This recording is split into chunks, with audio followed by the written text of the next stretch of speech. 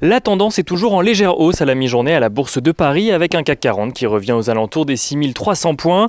Les investisseurs qui aujourd'hui encore ont pris connaissance de nombreux résultats d'entreprises de part et d'autre de l'Atlantique avant de suivre deux discours clés aujourd'hui.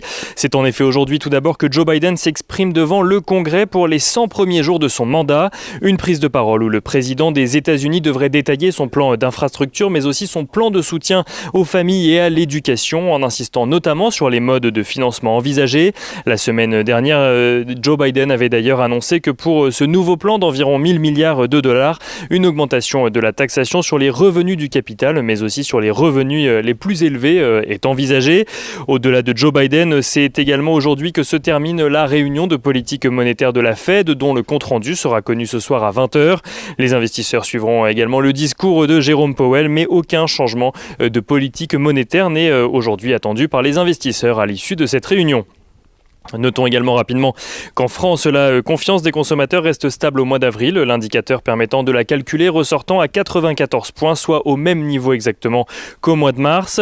Du côté des valeurs à présent, les investisseurs ont pu découvrir cette nuit les résultats de deux grandes valeurs technologiques aux États-Unis, à savoir Microsoft et Alphabet. Microsoft tout d'abord dévoile des résultats trimestriels au-dessus du consensus en progression de 19% à 41,7 milliards de dollars. Microsoft qui annonce également avoir réalisé sur la période un bénéfice net de 15,5 milliards de dollars en progression de 44%, ce qui donne un bénéfice par action de 1,95 dollars.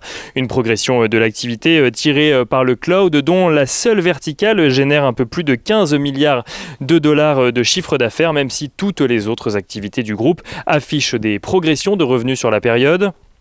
Alphabet annonce de son côté des résultats trimestriels qui dépassent elles aussi les attentes des analystes. Le bénéfice par action de l'entreprise ressort à 26,29 dollars pour un chiffre d'affaires légèrement supérieur à 55 milliards de dollars en progression de 34% sur un an. Les bénéfices nets du groupe ressortent eux à près de 18 milliards de dollars. Une activité qui est essentiellement portée par le rebond du marché publicitaire qui profite à l'activité moteur de recherche de Google. C'était pour les résultats aux États-Unis. On regarde les résultats en France à présent. Sanofi confirme tout d'abord ses prévisions de croissance de résultats nets pour l'année à la suite d'un premier trimestre où son activité a progressé de 15%. Le chiffre d'affaires du groupe pharmaceutique recule lui d'un peu plus de 4% en données publiées, mais progresse de près de 2,5% à périmètre comparable. Dassault Systèmes relève de son côté ses objectifs de bénéfices et de marge opérationnelle pour 2021 à la suite de la publication de résultats du premier trimestre qui dépasse les attentes des analystes. Dassault Systèmes qui anticipe désormais un bénéfice par action compris entre 4,24 et 4,28 euros en progression de 12 à 14% sur un an.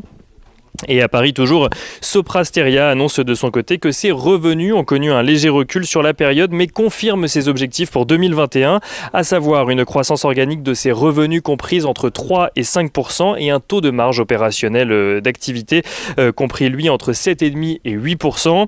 Et on finit avec Lagardère qui annonce avoir conclu un accord avec ses principaux actionnaires et investisseurs pour transformer le groupe protégé par un statut de société commandite par action en société anonyme. Le projet sera présenté au vote lors de l'Assemblée générale le 30 juin prochain. L'Assemblée générale qui devrait normalement nommer Arnaud Lagardère, PDG de la société pour une durée de 6 ans à l'issue de l'opération.